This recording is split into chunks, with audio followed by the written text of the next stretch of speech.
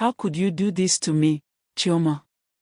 Ada's voice broke as tears streamed down her face. I trusted you with everything. You were my sister. What began as a beautiful friendship turned into a story of envy, betrayal, and a downfall that no one saw coming. See how two friends embark on a journey that turns deadly and change their lives forever. It all begins with Ada, a young dreamer who had carved a life of success for herself.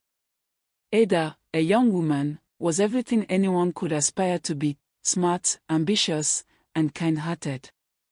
Her boutique, known for its unique blend of modern and traditional Nigerian fashion, had become the talk of the town. Beside Ada was Chioma, her childhood friend. Chioma had always admired Ada.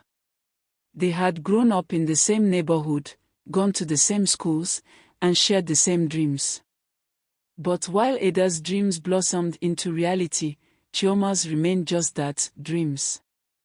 Chioma was stuck in a job she didn't love, her talents overshadowed by an unyielding string of misfortunes. At first, Chioma celebrated Ada's success with genuine joy. She would visit Ada's boutique, marvel at her designs, and help promote her business. But over time, admiration turned sour. It started as a seed, a tiny voice in her head whispering, "Why her and not me?" That seed took root, growing stronger with every milestone Ada achieved. Chioma began comparing herself to Ada at every turn. While Ada's boutique expanded, Chioma struggled to make ends meet. While Ada's Instagram was flooded with photos of her travels and achievements, Chioma could barely afford a weekend in Ibadan. The resentment festered, and soon Chioma could no longer hide it, and so she began her plan. The first act of sabotage was so small that even Chioma convinced herself it wasn't deliberate. She offered to help Ada with her inventory, but accidentally misplaced a few high-value items. Ada brushed it off as a mistake, trusting Chioma implicitly. But for Chioma, it was just the beginning. Weeks later, Chioma overheard Ada talking about a new partnership with a major fashion distributor. Consumed by jealousy, Chioma intercepted the deal, posing as Ada and sending an email that ruined the negotiations. Ada was baffled when the partnership fell through but still didn't suspect her friend. As Chioma's envy grew, so did her boldness. She began spreading rumors among Ada's clients, whispering lies about the quality of her designs. Some clients left, and Ada's business started to feel the strain. To make matters worse, Chioma secretly began working on a rival boutique, copying Ada's designs and undercutting her prices. It all came crashing down on the night of Ada's big fashion show. It was supposed to be the highlight of her career, a celebration of African creativity. But Chioma, unable to bear seeing Ada succeed, did the unthinkable. She sabotaged the venue, ensuring the lights failed midway through the show. Models stumbled, the audience gasped, and Ada was humiliated. For days, Ada stayed in her apartment, too ashamed to face anyone. Her reputation was in shambles, and she began to question her own talent. Meanwhile, Chioma reveled in her success. Her rival boutique was gaining traction, and she felt vindicated. But her joy was short-lived. One of Ada's most loyal clients, an influential blogger, uncovered the truth. She pieced together the evidence and confronted Ada. When Ada realized Chioma was behind her misfortunes, the betrayal hit like a thunderclap. She confronted Chioma at a quiet restaurant, away from prying eyes, but their voices grew louder with every word. How could you do this to me, Chioma? Ada's voice broke as tears streamed down her face. I trusted you with everything. You were my sister.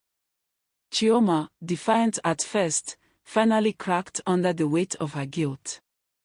Do you know what it feels like to live in someone's shadow? She shouted. Everything you touch turns to gold, while I can barely survive. You had everything, Ada. The words hung in the air like a heavy fog. Ada stood, trembling with a mix of anger and heartbreak. You could have had it all too, Chioma. But instead, you chose to destroy me. I may never forgive you for this. Ada walks away after the conversation. Ada's path to recovery was slow and painful. She had to rebuild her business, her reputation, and her self-confidence. With the support of her family and loyal friends, she began to heal. She learned to be cautious about whom she trusted, but she never let bitterness consume her. Chioma's life, on the other hand, began to crumble. Her rival boutique was exposed as a cheap imitation, and her reputation was ruined. She found herself alone, haunted by the consequences of her actions.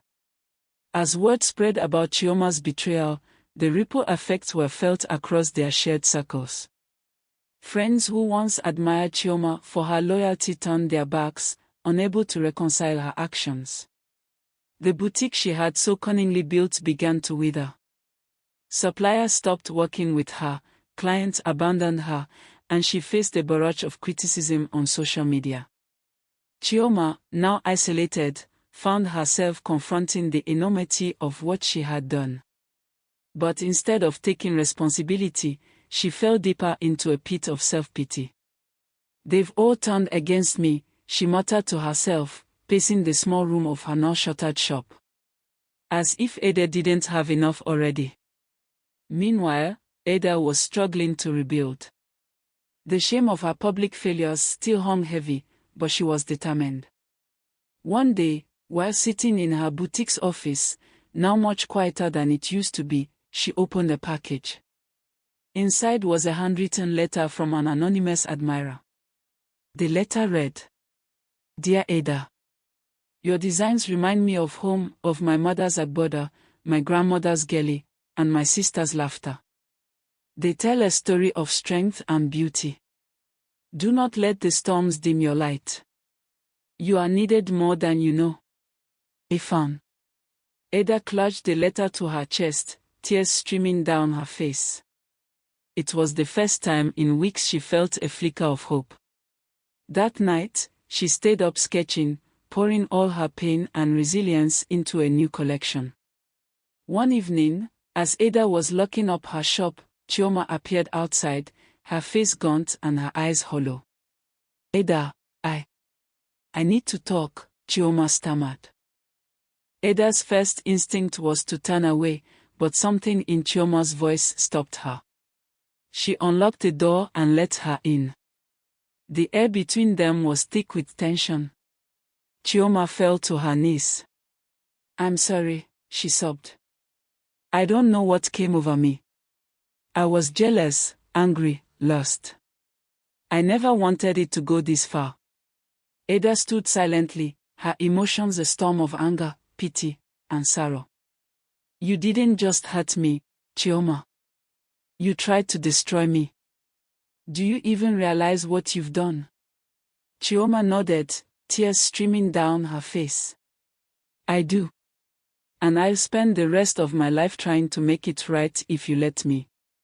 Ada turned away, unable to look at her friend any longer. "It's not that simple, Chioma. I can't just forget everything. Trust, it's not something you can rebuild overnight." Chioma left that night, knowing she had lost more than a friend. She had lost her anchor, her moral compass, and her sense of self. Months passed, and Ada's hard work began to pay off. Her new collection, inspired by her journey of betrayal and healing, was a massive success. Her designs carried themes of resilience, strength, and forgiveness, resonating deeply with her audience. During an interview with a prominent Lagos lifestyle magazine, Ada was asked about the rumors surrounding her and Chioma. Ada paused, choosing her words carefully. "Sometimes, the people closest to you can cause the deepest wounds. But wounds heal, and scars can tell powerful stories. I've learned to move forward, not out of bitterness, but out of a desire to grow." Her words went viral, sparking conversations about betrayal, forgiveness, and the power of moving on. Chioma, meanwhile, was struggling to find her footing. With no friends, no business, and no one to turn to, she took a long, hard look at herself. She realized she had spent her life blaming others for her failures instead of taking responsibility. Determined to change, Chioma began volunteering at a local vocational school, teaching young women how to sew. It was there, in the hum of sewing machines and the chatter of eager students, that she found a sense of purpose. One day, she stumbled upon an old photo of herself and Ada. They were laughing, their arms wrapped around each other. The memory hit her like a wave, and for the first time, she allowed herself to grieve, not just for the friendship she had destroyed, but for the person she had become. Years later, Ada was hosting a community fashion show, showcasing designs by up-and-coming talents. As she walked through the venue, her eyes landed on a familiar face. Chioma was standing in the corner, quietly watching. The eyes met, and for a moment, the world seemed to pause. Chioma approached cautiously. "I didn't come to disturb you," she said softly. I wanted to see your work. It's beautiful." Ada nodded, unsure of what to say. She could see the changes in Chioma, the humility, the regret, the longing for redemption. "I've been volunteering," Chioma continued, her voice steady but tinged with emotion. "Helping young women learn to sew. It's not much, but it's something. I just wanted you to know I've been trying." Ada smiled faintly. "It's a start, Chioma." The two women stood in silence, the weight of their shared history hanging between them. While forgiveness might not come that day, it was the beginning of something, perhaps not a friendship, but an understanding. The months that followed their unexpected reunion were a test of both women's growth. Chioma continued her work at the vocational school, finding peace in teaching others what she had once taken for granted. Ada, though cautious, kept tabs on Chioma's efforts, silently rooting for her. One day, Ada decided to visit the vocational school unannounced. She stood in the doorway, watching as Chioma guided a young girl through the basics of sewing a traditional iro and buba. The girl's eyes sparkled with excitement, and Chioma's face softened with pride. After the class, Ada approached. "You're doing good work here," she said. Chioma turned, startled but grateful. "Thank you. It's been healing."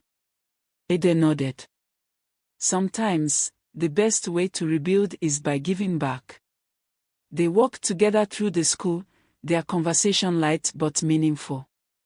Ada saw a change in Chioma, a woman who had once been consumed by envy now seemed at peace. By the time they parted ways, Ada knew that while their friendship might never return to what it was, forgiveness was no longer impossible. Months later, Ada invited Chioma to her boutique's grand relaunch. The event was more than just a business milestone, it was a celebration of resilience and community. When Chioma arrived, she was hesitant, unsure of how the crowd would react. But Ada welcomed her warmly, introducing her as a mentor at the vocational school. During her speech that night, Ada spoke from the heart. "Life has taught me that even the deepest wounds can heal. Forgiveness isn't about excusing the hurt, it's about freeing yourself from its hold. I've learned that redemption is possible for anyone willing to work for it." Chioma listened, tears welling in her eyes. She knew those words were as much for her as they were for everyone else in the room.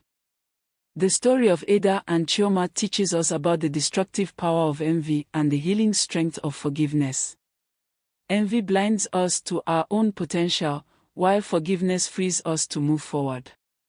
True happiness doesn't come from comparing ourselves to others but from embracing our own unique journey. And when mistakes are made, Redemption is always possible if we take responsibility and work to make things right. And so, Ada and Chioma's story reminds us all of the importance of humility, self-love, and forgiveness. In a world that often pits us against one another, let's choose to uplift instead of tear down. Let's celebrate each other's successes and work together to create a brighter future. Thank you so much for joining us on this journey of betrayal, redemption, and resilience. If this story moved you, please give it a thumbs up, share it with someone who needs to hear it, and don't forget to subscribe to our channel for more captivating tales like this one.